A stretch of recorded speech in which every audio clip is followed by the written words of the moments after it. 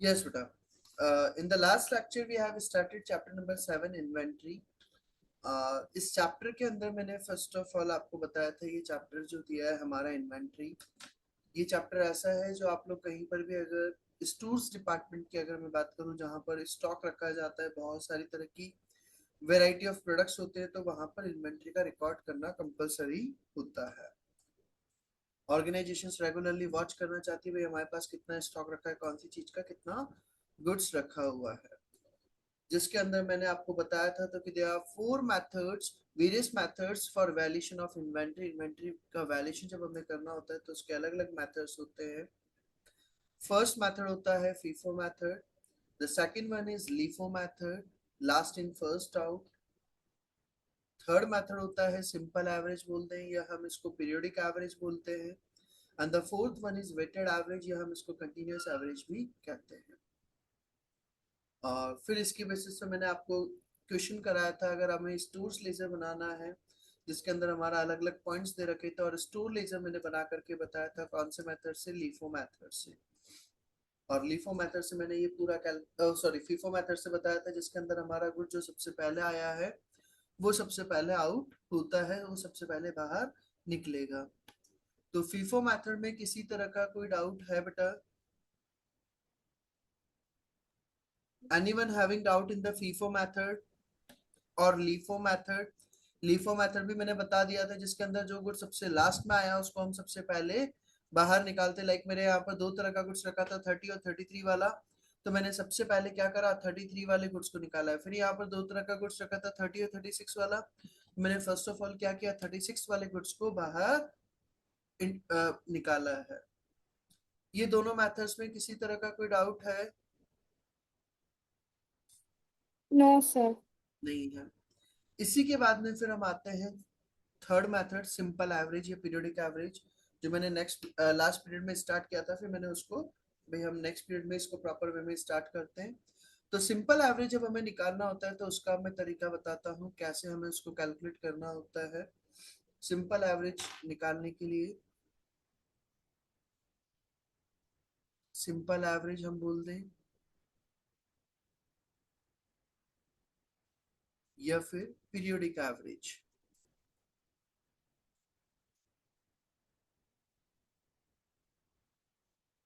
ये कैसे निकाला जाता है सिंपल एवरेज या पीरियोडिक एवरेज?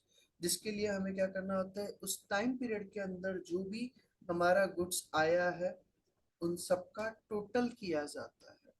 कैसे, मैं इसका डायरेक्टली एक बार थ्योरी में पढ़ा देता हूँ फिर मैं समझाता हूँ। पीरियोडिक एवरेज का पॉइंट ये रहा हमारा।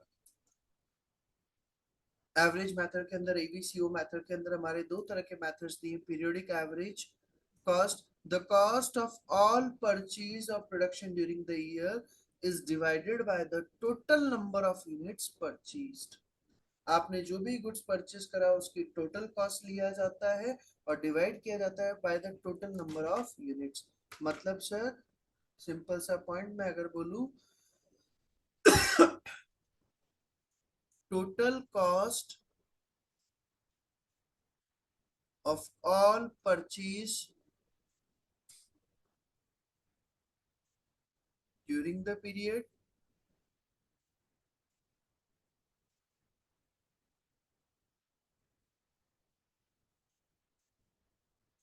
and divided by total number of units। Sir कैसे? फॉर एग्जाम्पल मान लो मैंने अलग अलग तरह की गुड्स का परचेज किया हुआ है। जैसे यहाँ पर हम अगर बात करें, इस क्वेश्चन के अंदर हमने देखा था मेरे पास ओपनिंग बैलेंस रखा हुआ था 10 यूनिट्स का, 30 वाला।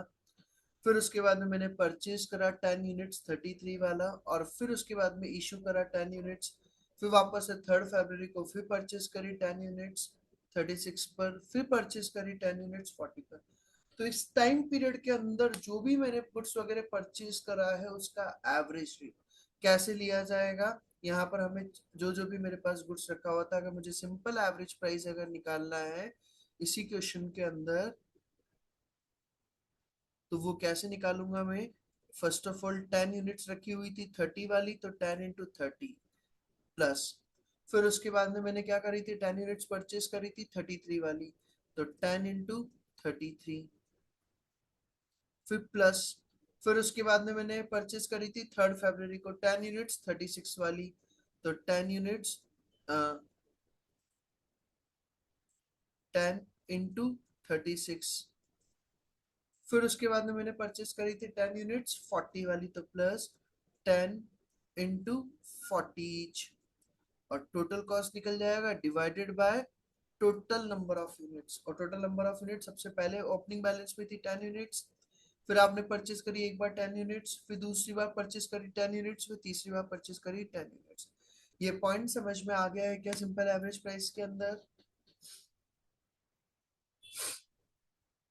भाई सिंपल से हमें फर्म क्या कंसेप्ट लगाना होता है सिंपल एवरेज प्राइस के अंदर, आपने टोटल कॉस्ट जो है परचेस का वो कितना है upon divided by total number of units. तो इसको अगर हम सॉल्व करें तो 10 इंटू 30 300 प्लस 10 इंटू 33 तो 330 प्लस 360 प्लस 400 डिवाइडेड बाय 40। तो सॉल्व करें बेटा कितना हो रहा है, 300 plus 330 plus 360 plus 400, 1390 divided by 400, sorry 40 divided by 40,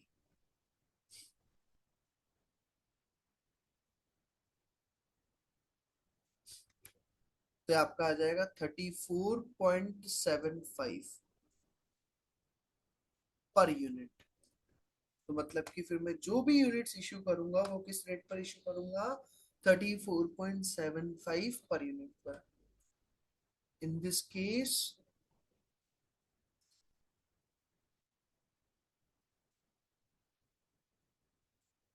whenever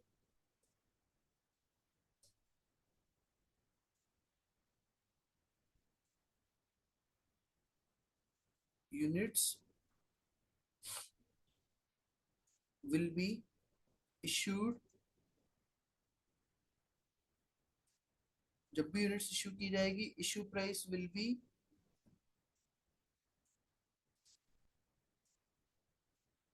34.75 per unit. ये पॉइंट क्लियर है बेटा सभी को? सिंपल एवरेज प्राइस जिसके अंदर हम क्या करते हैं, total cost upon total units हम लिया जाता है। Is it clear?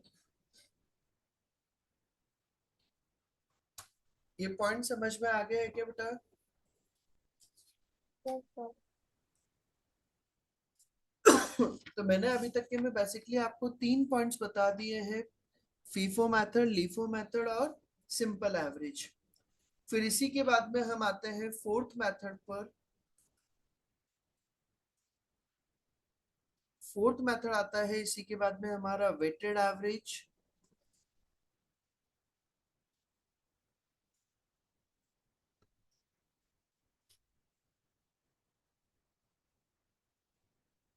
हर्षप्रीत बोल रहे हैं सर यहाँ तो हमें सारे परचेज पता थे तो वो ले लिया, बट बिजनेस में तो परचेज होता रहता है कंटिन्यू, तो उसमें कैसे वर्क करेगा? तो हम उसके अंदर फिर क्या करते हैं, बट एक टाइम पीरियड तक की परचेज ले ली जाती है।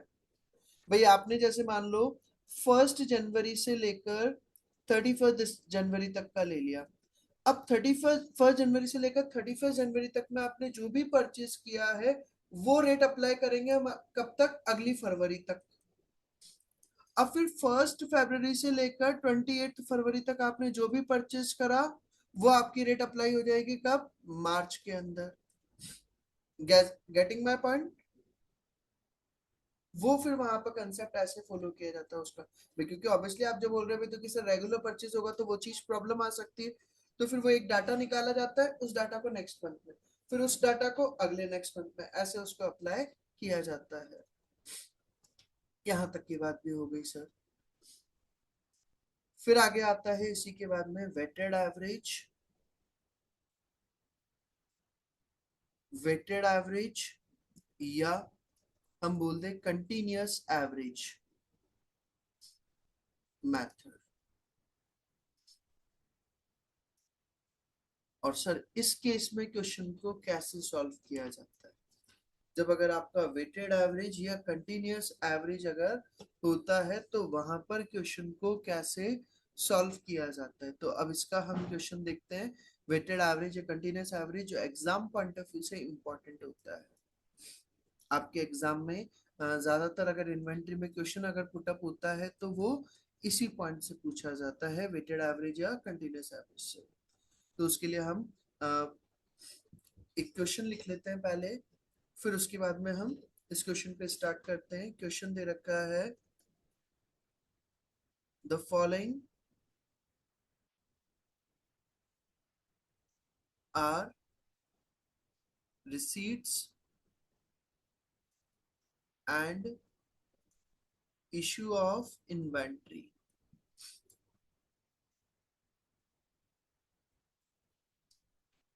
सबसे पहले हमें डेट्स दे दी है 2 मार्च, फिर 10 मार्च, 15 मार्च, 18 मार्च और 20 मार्च। फिर आपने रिसीव करी 200 यूनिट्स, रेट रुपीज में दे रखा है 2। फिर आपने 300 यूनिट्स फिर परचेज करी 10 मार्च को, कितनी रेट पर? 2.40 पर। फिर 15 मार्च को आपने क्या कर दिया बेटा? इशू कर दी। कितनी यूनिट्स? 250 यूनिट्स। 15 मार्च को आपने यूनिट्स इशू कर दी है। फिर 18 मार्च को 250 यूनिट्स फिर परचेज करी 2.60 पर। और फिर 20 मार्च को आपने फिर इशू कर दी कितनी यूनिट्स? 200 यूनिट्स। ये आपको क्वेश्चन में इंफॉर्मेशन प्रोवाइड किया हुआ है। आपसे बोला है प्रिपेयर करना है stores ledger using weighted average method. Prepare stores ledger using weighted average method. ये हमें बनाना है। तो वेटेड एवरेज मेथड से हमें क्वेश्चन को सॉल्व करना है, तो वही हमें सबसे पहले स्टोर्स लेजर बनाना होगा। तो स्टोर्स लेजर कौन से मेथड से? Weighted average.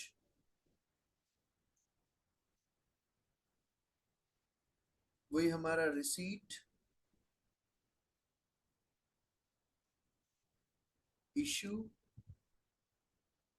और balance.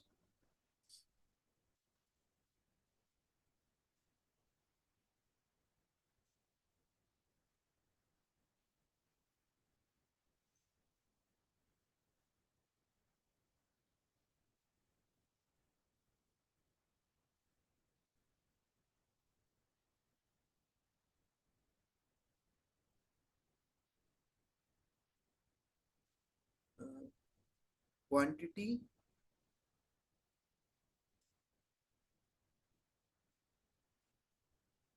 Rate, amount, quantity, rate, amount. Quantity, rate, amount.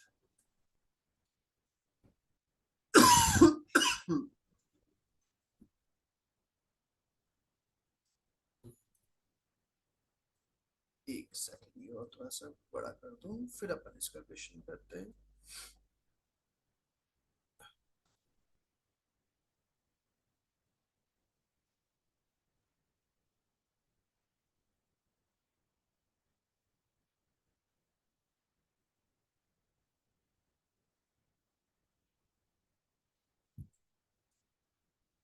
हाँ बेटा, तो अब हम देखिए इसके अंदर कैसे इसको किया जाएगा स्टोर्स लेजर, जब अगर हमें इस मेथड से बनाना है। तो सबसे पहले तो हमारी वही क्या आ जाएगी, डेट आ जाएगी। यहाँ पर जो भी आपकी डेट है वो डेट मेंशन कर देंगे आप। तो यहाँ पर हमारी date,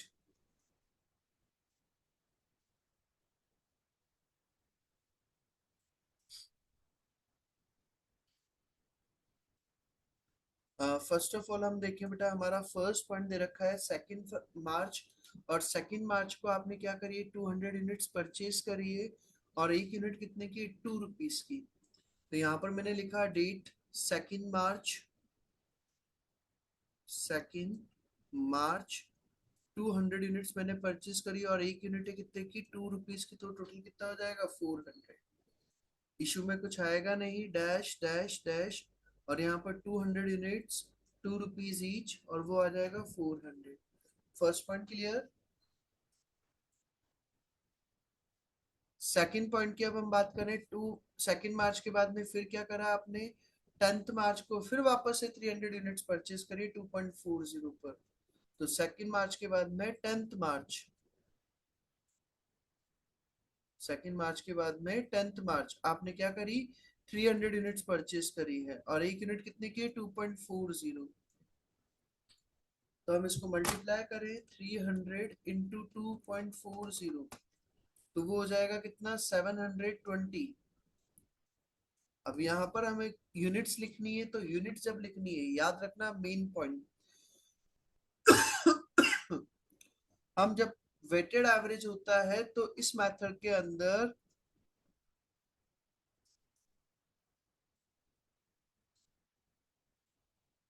closing balance units shown in cumulative form, उसको हम क्या करते हैं, कम्युलेटिव फॉर्म में, मतलब कि एक साथ दिखाते हैं सर। मतलब कैसे, हमारा यहाँ पर 200 यूनिट्स रखी हुई थी और 300 यूनिट्स मैंने और परचेस कर ली। तो 200 + 300 कितनी यूनिट्स हो जाएगी, 500 यूनिट्स। एक साथ दिखाते कम्युलेटिव फॉर्म में। अमाउंट की अगर मैं बात करूं तो 400 का पहले का रखा था गुड्स और 720 का और परचेस कर लिया। तो 400 और 720 कितना हो जाएगा, 1120। तो 1120। और रेट निकालना है तो वो रेट कैसे निकालेंगे, 1120 डिवाइडेड बाय 500। तो वो रेट आ जाएगा आपका 2.24। ये पॉइंट समझ में आ गया है क्या। वेटेड एवरेज के अंदर सिंपल सा कंसेप्ट बोल रहा हूँ, क्योंकि जब भी हम इसके अंदर क्या होता है, कंटिन्यूस एवरेज, हर पॉइंट के बाद में हमें एवरेज निकालना पड़ता है। हर पॉइंट के बाद में एवरेज रेट कैलकुलेट होता है, और जब तक कि आप नेक्स्ट परचेज नहीं कर लेते तब तक आप सारा मेटेरियल उस लास्ट वाली एवरेज रेट पर इशू करते जाएंगे। So in this method,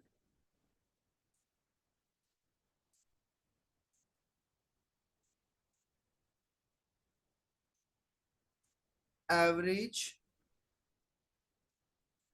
will be calculate after every purchase। हर परचेज के बाद में हम उसका एवरेज निकालते हैं। And material will be issued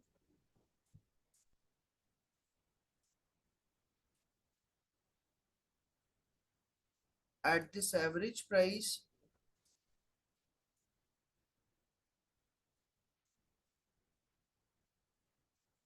until new purchase not made. जब तक आप कोई नई परचेज नहीं करते तब तक वो जो आपकी एवरेज प्राइस आ रही है उसी पर आप इश्यू करेंगे। लाइक हमने यहाँ पर 10 मार्च को हमने निकाला, 400 रुपीज का पहले का रखा था कुछ, 720 का और परचेज कर लिया तो कितना हो गया, 1120। 200 यूनिट्स पहले की रखी थी, 300 यूनिट्स और परचेज कर ली तो कितना हो गया, 500। और रेट हमें निकालना है तो 1120/500, तो वो कितना आ गया, 2.24 पर यूनिट। वो हमारा आ गया फर्स्ट पॉइंट का। फिर इसी के बाद में हम आगे चले, 10 मार्च के बाद में फिर दिया हमें 15 मार्च। 15 मार्च को अब हमने क्या कर दी, 250 यूनिट्स इशू कर दी है। तो यहाँ पर मैंने लिखा 15 मार्च और मैंने कितनी यूनिट्स इशू करी है, 250 यूनिट्स। तो 250 यूनिट्स मैं इशू करूंगा और किस रेट पर इशू करूंगा, 2.24 पर। तो 2.24, तो 250 इंटू 2.24 तो आ जाएगा आपका 560। 500 यूनिट्स में से आपने 250 यूनिट्स इशू कर दी, तो कितना बैलेंस बचा, 250 यूनिट्स, वही 2.24, तो कितना हो जाएगा, 560। 15 मार्च के बाद में फिर आपने क्या कर ली, 18 मार्च को फिर वापस यूनिट्स परचेज करी है। तो फिर वापस से यहाँ पर हम लिखेंगे 18 मार्च, और कितने यूनिट्स आपने परचेज करी है, 250 यूनिट्स, 2.60। तो 250 यूनिट्स 2.60, तो इसको मल्टीप्लाई करें, 250 इंटू 2.60, तो वो हो जाएगा आपका 650। बैलेंस की अगर मैं बात करूँ, 250 यूनिट्स पहले की रखी थी, 250 यूनिट्स और परचेस कर ली, तो कितनी हो गई, 500 यूनिट्स। 560 का गुड्स पहले का रखा था और 650 का और परचेस कर लिया, तो 650 प्लस 560 तो कितना हो गया, 1210। 560 प्लस 650, 560 प्लस 650, तो वो हो गया 1210, और डिवाइडेड बाय कितनी यूनिट्स है, 500 यूनिट्स, तो डिवाइडेड बाय 500,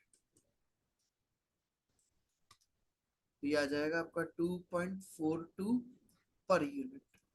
तो अब मैं जब नेक्स्ट जो भी इशू करूंगा, तो वो किस पर इशू करूंगा, 2.42 पर यूनिट पर, जब तक कि कोई और परचेज ना कर लो। तो हमारे यहाँ पर रेट आ गई 2.42। फिर इसी के बाद में फिर हम थर्ड नेक्स्ट पॉइंट पर चलें। 18 मार्च के बाद 20 मार्च, और 20 मार्च को आपने क्या करी, 200 यूनिट्स फिर वापस से इशू करी। तो 20 मार्च, और आपने क्या करा, 200 यूनिट्स फिर वापस से इशू करी। तो किस रेट पर इशू करेंगे, 2.42 पर। तो 200 इंटू 2.42, तो वो आ जाएगा आपका 484। 500 में से 200 यूनिट्स इशू कर दिया, तो कितनी बची, 300 यूनिट्स, और into 2.42, 300 into 2.42, that will be 726। ये पॉइंट समझ में आ गया है क्या बेटा?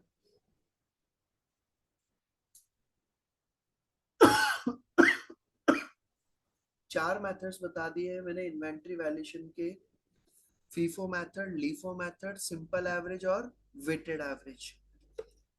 फीफो मेथड के अंदर जो गुड्स हमारा सबसे पहले आया है उसको हम सबसे पहले इशू करते हैं। लीफो मेथड के अंदर जो गुड्स हमारा सबसे लास्ट में आया है उसको सबसे पहले इशू करते हैं। सिंपल एवरेज के अंदर हमें कुछ नहीं करना, जो भी हमने गुड्स परचेज करा था उसका सबका टोटल किया जाता है, total cost divided by total number of units. और वेटेड एवरेज के अंदर जो हमारा इंपॉर्टेंट होता है, जिसके अंदर हमें हर परचेज के बाद में रेट्स का एवरेज निकालना पड़ता है। लाइक यहाँ पर हमने 2 मार्च था, 200 यूनिट्स हमने परचेज करा 2 रुपीज से 400, बैलेंस में आ गया 200 यूनिट्स 2 रुपीज 400। 10 मार्च को आपने फिर वापस से 300 यूनिट्स परचेज करी, तो 300 यूनिट्स 2.40 720। बैलेंस की जब मैं बात करूँ तो 200 यूनिट्स पहले की रखी थी, 300 यूनिट्स और परचेस कर ली, तो कितना हो गया बैलेंस, 500 यूनिट्स।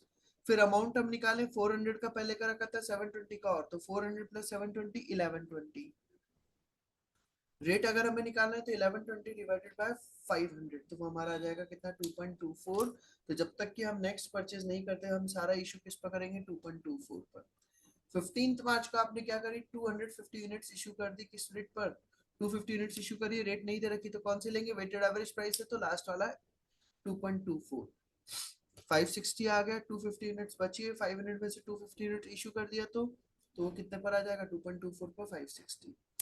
18 मार्च फिर वापस से आपने 250 यूनिट्स परचेस कर ली 2.60 पर, तो वो हमारा आ गया कितना, 650। 250 यूनिट्स पहले की रखी थी, 250 यूनिट्स और परचेस कर ली, कितना हो गया, 500 यूनिट्स, और रेट हमारा आ जाएगा 560 का पहले का रखा था, 650 का और परचेस कर लिया था 1210। तो 1210 डिवाइडेड बाय 500, तो आ गया आपका 2.42 पर यूनिट। और 20 मार्च को फिर वापस आपने 200 यूनिट्स इशू करी है, तो वो किस रेट पर इशू करेंगे, 2.42 पर। तो 200 यूनिट्स 2.42 पर हमने इशू कर दिया, और बैलेंस आ जाएगा मेरा कितना, 300 यूनिट्स का 2.42 से। Is it clear? Yes sir. तो ये बेसिकली मैंने 4 मेथड्स बता दिए इन्वेंट्री के वैल्यूएशन करने के, FIFO method, LIFO method, simple average और वेटेड एवरेज। इसका हम एक बुक का क्वेश्चन देखते हैं, उससे क्लियर हो पाएगा। और ताकि बुक में एक क्वेश्चन दे रखा है हमारा, just a minute.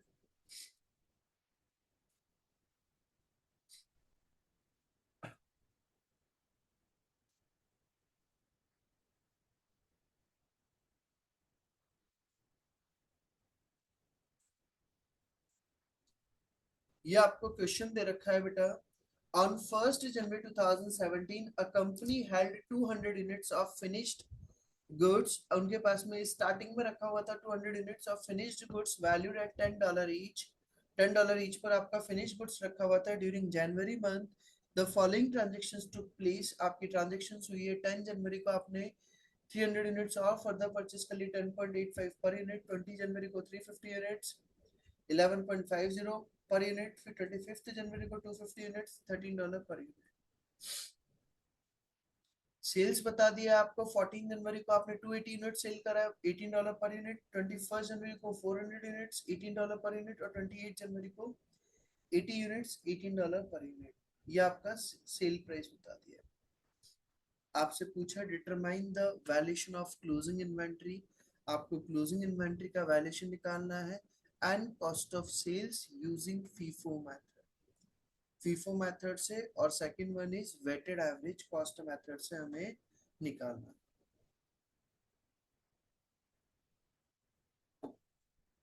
Sir cost of sales कैसे निकलेगा, जो जो भी हम इशू करते हैं, इशू का जो टोटल आएगा वो हमारा क्या कहलाएगा, कॉस्ट ऑफ सेल्स कहलाएगा। क्या वो हमारा क्या कहलाएगा, कॉस्ट ऑफ सेल्स। तो हमें यहाँ पर क्वेश्चन को सबसे पहले कौन से मेथड से सॉल्व करना है, फीफो मेथड से। तो हम यहाँ पर क्वेश्चन को सॉल्व करने के लिए क्या बनाना पड़ेगा, वही हमें स्टोर्स लेजर।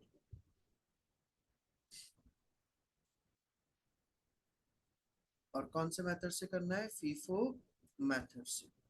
तो वही रिसीट, इशू और बैलेंस, जिसके अंदर quantity, rate, amount, quantity, rate, amount, quantity, rate, amount.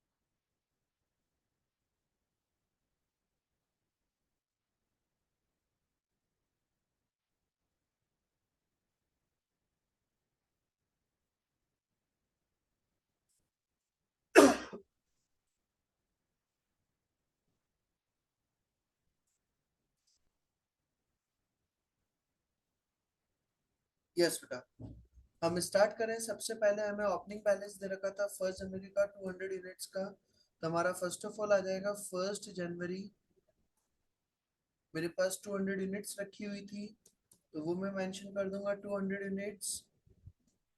और एक यूनिट थी मेरी कितने अमाउंट की, $10 ईच। तो 200 यूनिट्स $10 ईच, तो कितने की हो जाएगी, 2000 की। फिर उसके बाद में 1 जनवरी के बाद में 10 जनवरी आपने क्या करी, 300 यूनिट्स और परचेस कर ली। तो यहाँ पर लिखा 10 जनवरी 300 यूनिट्स और परचेस किया 10.85, 300 इंटू 10.85, 3255। बैलेंस की अगर मैं बात करूं तो दो तरह की यूनिट्स हो जाएगी, एक तो 200 यूनिट्स और एक 300 यूनिट्स। ये तो 10 वाली और ये 10.85 वाली।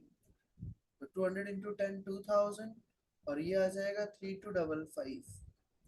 टोटल मिला करके हो जाएगा 5255। यहाँ तक का पॉइंट क्लियर बेटा? 10 जनवरी के बाद में फिर दिया है हमें 20 जनवरी, लेकिन उसके पहले आपने 14 जनवरी को क्या करी, इशू करी। कितनी यूनिट्स? 280 यूनिट्स। तो 14 जनवरी को हमने इशू करी, तो यहाँ पर हम मेंशन करेंगे 14 जनवरी। और 14 जनवरी को आपने इशू करी 280 यूनिट्स, तो 280 यूनिट्स आप इशू करेंगे फीफो मेथड से। तो सबसे पहले तो मैं क्या करूंगा, 200 यूनिट्स इशू करूंगा 10 वाली 2000 की, और फिर उसके अलावा 80 यूनिट्स इशू करूंगा 10.85 वाली।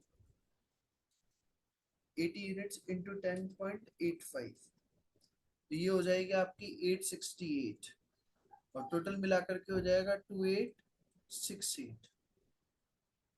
200 यूनिट्स पूरी इशू कर दी और 300 में से 80 यूनिट्स इशू कर दी, तो बची कितनी? 220 यूनिट्स। और कितने वाली? 10.85। तो 220 इंटू 10.85, 2387। ये मेरे पास गुड्स बैलेंस रिमेनिंग रहा। 14 जनवरी के बाद में फिर हम आगे चले। 20 जनवरी 350 यूनिट्स आपने फिर परचेज कर लिया। तो 20 जनवरी, 20 जनवरी 350 यूनिट्स आपने परचेज किया 11.50।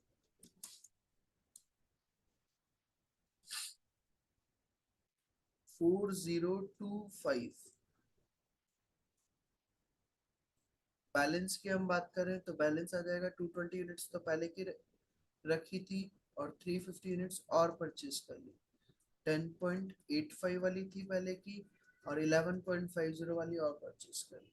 तो 2387 तो वो रखा था गुड्स, और 4025 का और परचेज कर लिया। प्लस 2387 प्लस 4025, तो आपका गुड्स हो जाएगा क्लोजिंग बैलेंस 6412। 20 जनवरी के बाद में फिर वापस से आपने क्या करा, 21 जनवरी को 400 यूनिट्स इशू करी है। तो 21 जनवरी को 400 यूनिट्स आपने इशू करी। सर एक पॉइंट है तो कि ये सेल प्राइस आपको दे रखा है, तो फिर आप इस पर क्यों इशू नहीं कर रहे? तो बेटा ये तो सेल प्राइस है। हमें अभी हम वेयर हाउस से कहाँ पर लेकर के जा रहे हैं? डिपार्टमेंट में सेल वाले डिपार्टमेंट तक लेकर के जा रहे हैं। वो सेल आगे जब करेगा तो वो सेल प्राइस पर, अभी हमें निकालना है। यहाँ पर हम इशू प्राइस लेते हैं हमेशा। तो 400 यूनिट इशू करनी है, तो 400 यूनिट्स किस रेट पर इशू करोगे? सबसे पहले तो 220 यूनिट्स इशू करोगे 10.85 पर, और फिर उसके बाद में 180 यूनिट इशू करोगे 11.50 पर। तो ये तो आ जाएगा 2387, और ये हो जाएगा 180 इंटू 11.50, 2070। टोटल मिलाकर के हो जाएगा 2387 प्लस 2070, 4457। 220 यूनिट्स पूरी इशू हो गई, 350 में से 180 यूनिट इशू हो गई, तो बची कितनी? 170 यूनिट्स। 11.50, 170 यूनिट्स इंटू 11.50, तो वो हो जाएगा 1955। वो हमारा बैलेंस आ गया कितना? 1955। 21 जनवरी के बाद में फिर हमें बोला 25 जनवरी को फिर आपने क्या कर ली, 250 यूनिट्स परचेज कर ली $13 पर। 25 जनवरी 250 यूनिट्स, $13 ईच। 250 इंटू 13, जो हो जाएगा 3250। वही बैलेंस निकाल देंगे हम। बैलेंस में मेरे पास दो तरह का कुछ हो जाएगा, 170 यूनिट्स 11.50, 1955, और 250 यूनिट्स 13 वाली 3250, और दोनों को ऐड करें, प्लस 1955 तो वो हो जाएगा आपका 5205। एंड फिर इसके बाद में लास्ट पॉइंट दिया 25 जनवरी के बाद 28 जनवरी। तो 28 जनवरी को आपने क्या करा है, इशू करी है कितनी यूनिट्स, 80 यूनिट्स। 80 यूनिट्स आप इशू करोगे तो कौन सी वाली इशू करोगे आप, 11.50 वाली। 80 इंटू 11.50 ये हो जाएगा 920। 170 में से 80 यूनिट्स इशू कर दिया तो बची कितनी हमारी 90 यूनिट्स, तो 11.50 वाली, और 250 यूनिट्स 13 वाली। तो 90 इंटू 11.50 तो ये तो हो जाएगा 1035, और फिर उधर 250 इंटू 13 तो वो आ जाएगा 3250। टोटल मिलाए तो 3250 प्लस 1035 ये बैठेगा 4285। 4285। तो आपसे पूछा था क्वेश्चन के अंदर सबसे पहली चीज तो हमारे क्लोजिंग स्टॉक की वैल्यू कितनी बैठेगी, तो हमारी क्लोजिंग स्टॉक की वैल्यू आ गई कितनी, 4285। So value of closing inventory वो आ गया कितना, 4285। और अगर हमें यहाँ पर कॉस्ट ऑफ सेल्स निकालना है तो कॉस्ट ऑफ सेल्स भी हमारा निकल जाएगा। आप क्या कर दें, जो जो गुड्स हमने इशू करा था उसको प्लस कर दो, like 2868 plus 4457 plus 920 8245। Cost of sales कैसे निकलेगा, total issue price of all material issue. तो कितना कितना इशू करा, 2868 प्लस 4457 प्लस 920 आ जाएगा 8245।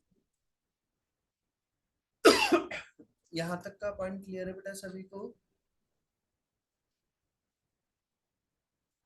यहाँ तक का पॉइंट क्लियर है सभी को। लीफो मेथड से मैंने बता दिया।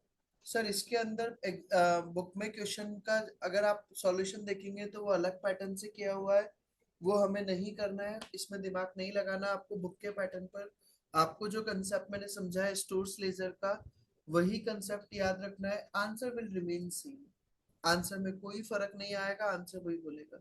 बुक में जो आंसर दे रखा है वही आंसर अपना आएगा, आंसर में कोई वेरिएशन नहीं आएगा 1 रुपए का भी। तो हमारा यहाँ पर उन्होंने फर्स्ट मेथड से बोला था, फीफो मेथड से, तो फीफो मेथड से मैंने पूरा बता दिया, क्लोजिंग इन्वेंट्री की वैल्यू भी और कॉस्ट ऑफ सेल्स की भी। आपको इसी के अंदर फिर क्या करना है, आप सेकंड मेथड से करना है, वेटेड एवरेज मेथड से। वो आप करके देखिएगा एक बार, अगर नहीं आता है तो वो मैं करके बता दूंगा, वो मैं कल वाली क्लास में कवर करा दूंगा। ठीक है बेटा, आज का आप यहाँ तक का कंप्लीट करें, बाकी का हम कल करते हैं, इसी के आगे का, इसी में आगे और फिर मैं फर्दर समझाऊंगा तो वो हम कल वाले लेक्चर में करेंगे। आज के लिए यहाँ तक का काफी है, जिसके अंदर मैंने इन्वेंट्री का वैल्यूएशन करने के टोटल चारों मेथड्स मैंने डिस्कस कर लिए हैं। ठीक है, ओके बेटा, bye bye, thank you everyone, Thank you, sir. Welcome बेटा।